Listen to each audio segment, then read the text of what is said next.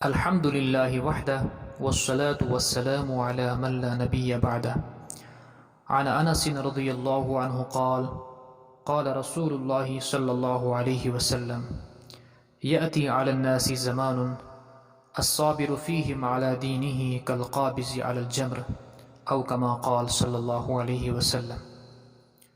حضرت انس بن مالک رضی اللہ عنہ فرماتے ہیں کہ رسول خدا صلی اللہ علیہ وسلم نے ارشاد فرمایا کہ لوگوں پر ایک ایسا زمانہ آئے گا کہ دین پر جمنے والا ان میں ایسا ہوگا جیسے ہاتھ میں چنگاری پکڑنے والا ہو۔ معزز سامعین، یہ زمانہ اس وقت موجود ہے کیونکہ ہر طرف بددینی و بے حیائی اور فحشکاری کی فضا ہے، فسق و فجور سرکشی کا ماحول ہے۔ اگر کوئی دین پر عمل کرنا چاہتا ہے تو اہل وطن عزیز و اقربا آڑے آ جاتے ہیں کہ تم بڑے پرہیزگار بنے ہوئے ہو۔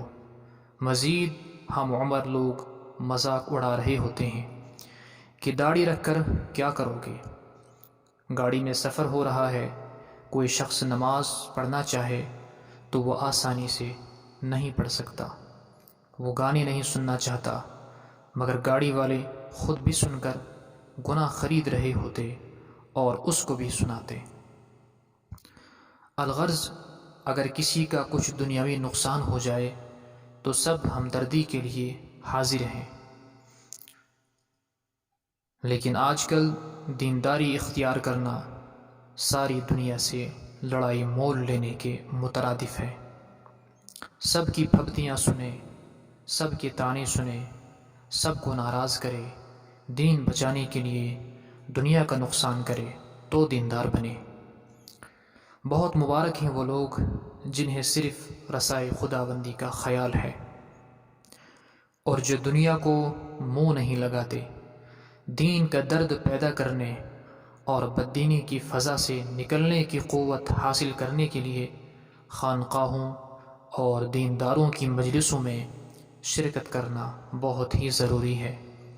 جب انسان بددینی کے ماحول سے گناہ اختیار کر سکتا ہے تو دینداری کی فضا میں پہنچ کر وہ نیک بھی بن سکتا ہے۔ اگر کسی وجہ سے دینداروں سے دور ہو تو بددینوں سے بھی دور رہے۔ اسی حقیقت کے پیش نظر رسالت مآب صلی اللہ علیہ وسلم نے ارشاد فرمایا کہ عن قریب ایسا ہوگا کہ مسلمان کا بہترین مال چند بکریاں ہوں گی جنہیں لے کر پہاڑ کی چوٹیوں اور جنگلوں میں چلا جائے گا، اپنا دین بچانے کے لیے فتنوں سے بھاگے گا۔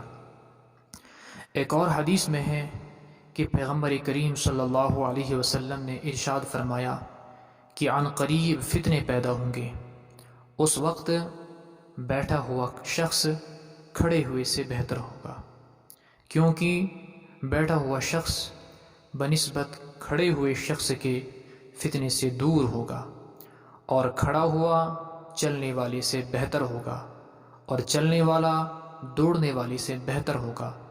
جو شخص فتنوں کی طرف نظر اٹھا کر دیکھے گا، فتنے اسے اچک لیں گے، لہٰذا اس وقت جسے کوئی بچاؤ اور پناہ کی جگہ مل جائے تو وہاں جا کر وہ پناہ لے لے۔ اللہ رب العزت تمام فتنوں سے امت مسلمہ کی حفاظت فرمائے۔ والسلام علیکم ورحمۃ اللہ۔